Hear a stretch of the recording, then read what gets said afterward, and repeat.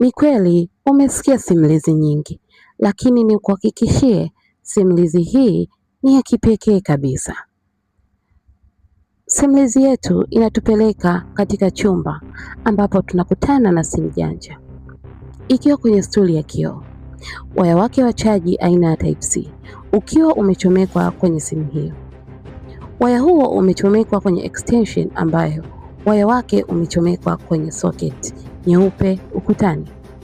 Simu inasikika ikiunguruma kutokana na mtetemo, kuashiria kuna mtu anapiga. Kwenye kioo cha simu kunatokea jina Aileen. Je, unajua Aileen ni nani? Hata mimi sijui. Hebu tuendelee kusikiliza. Jina hilo Aileen likiwa na ka emoji kakopa jekundu. Simu inaita huku mtetemo wake ukiifanya isogee kutoka katikati ya story mpaka ukingoni mwa story hiyo. Inapokaribia kuanguka inaacha kuita. Milio ya jumbe mbalimbali inasikika kutoka kwenye simu hiyo, kuashiria kwamba kuna jumbe mahususi kwa ajili ya mmiliki wa simu hiyo.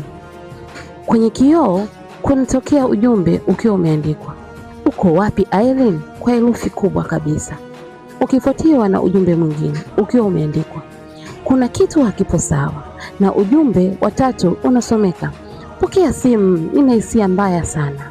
Simu hiyo ipo kwenye chumba chenye mwanga hafifu, mwanga pekee ukiwa unatokea kwenye simu hiyo. Kioo cha simu hiyo kinajizima mwanga, chumba kinakuwa giza chote, kisha mlango unafunguliwa na kuleta mwanga kutoka nje.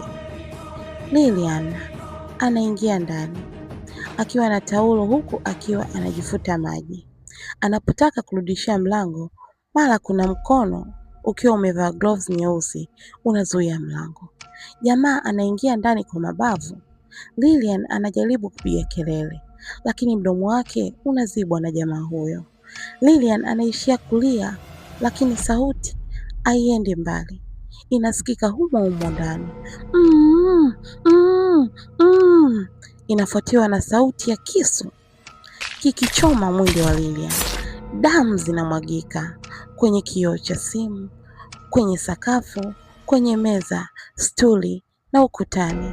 Mwili wa Lilian unaanguka chini ukiwa hauna pumzi.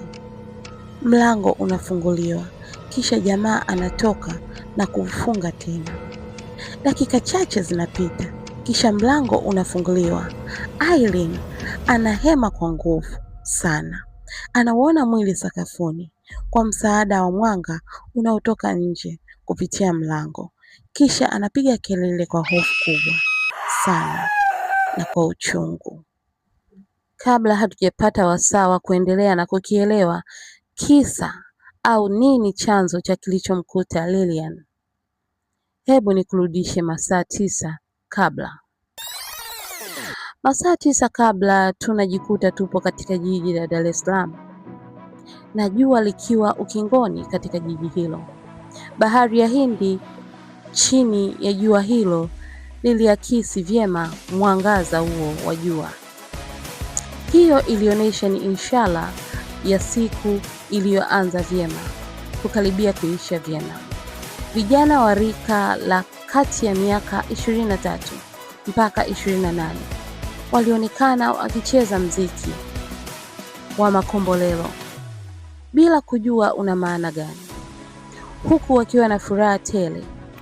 Pembeni kukiwa na DJ akifanya kazi iliyomleta vilivyo. Hao walikuwa ni vijana waliowahi kuwa wanachuo wa chuo kikuu cha Kauki, wakiwa na sherehe ya kukutana baada ya mwaka mmoja wa kutengana kwao baada ya kuhitimu.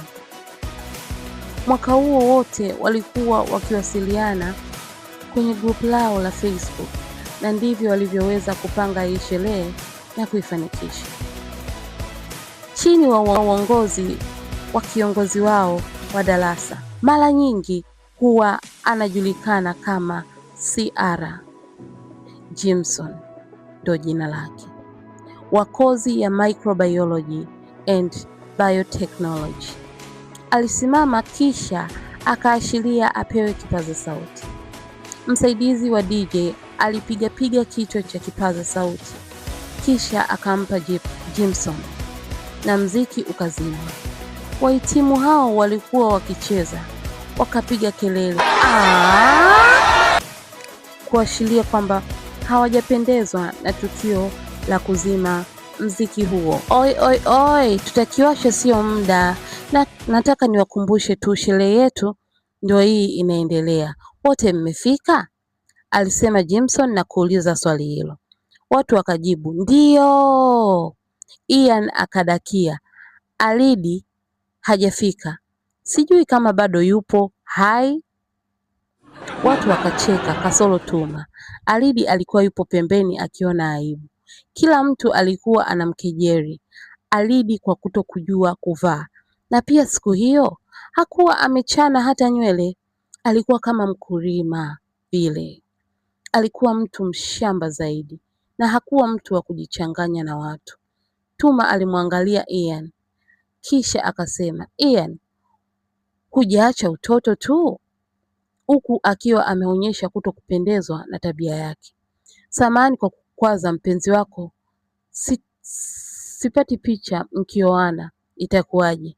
Mje mzae tutumalidi, alisema Ian. Watu wakacheka zaidi. Kaa kimya Ian, aliamuru Jimson. Tuma alimwangalia Ian kwa dharau sana. Karen aliyekuwa kando ya Tuma alimshika mabega na kumwambia Tuma, achana naye Ian. Tuma alikaa chini kwa hasira.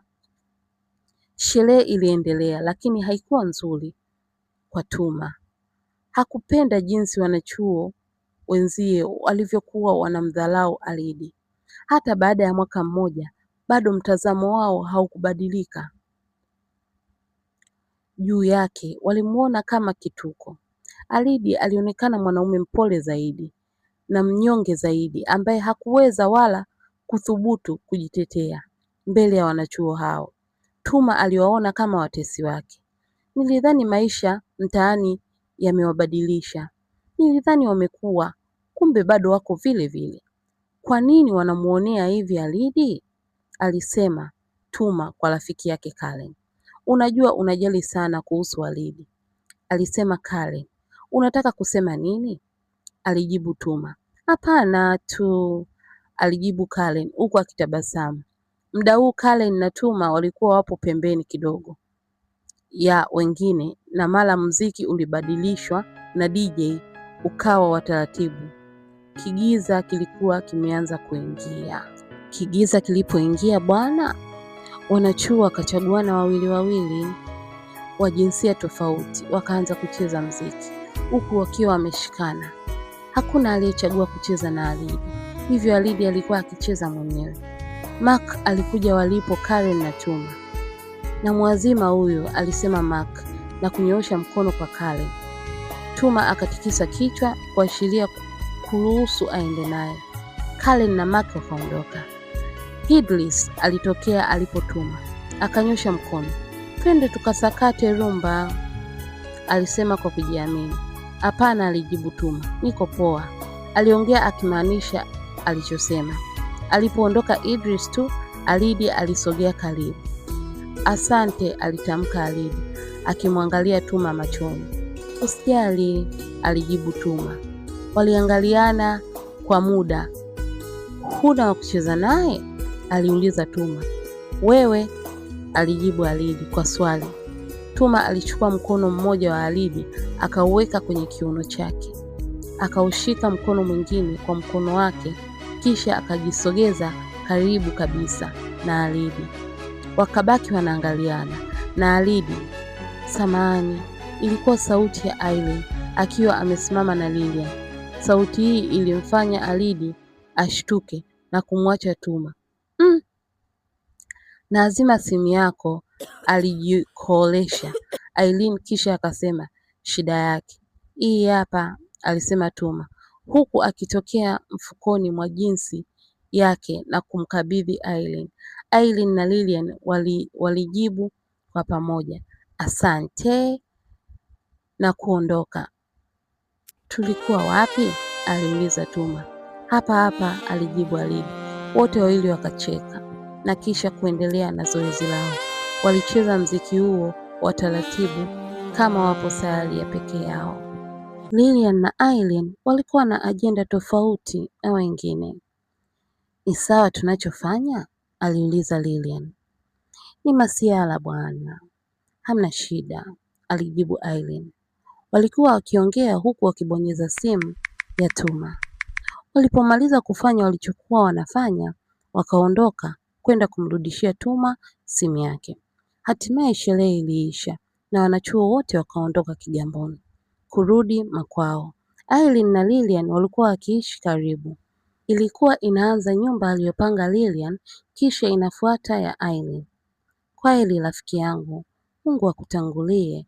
Ukifika kwako, nipigie, nakupenda sana, alisema Lilian kabla ya kumkumbatia kwa nguvu rafiki yake Aileen.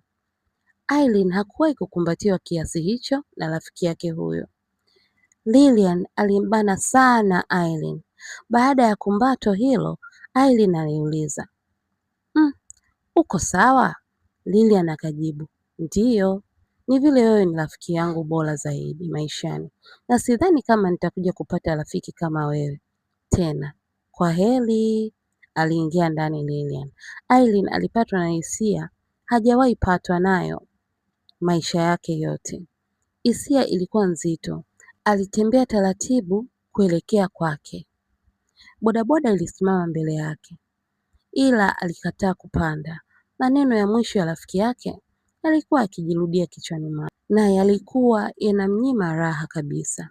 Alipofika nyumbani kwake, Aileen alishindwa kuingia. Aliamua kumpigia Lilian. Lilian hakupokea, maana wakati huo alikuwa anaoga. Aileen aliamua kutuma message bila kujibiwa. Ndipo akaamua kukimbia kwenda kwa rafiki yake. Alipofika alifungua mlango, maana haukuwa umefungwa. Akakuta mwili wa rafiki yake ukiwa upo chini, ukiwa umechomwachomwa na kisu. Akalia kwa hofu na kuchoka sana. Itaendelea.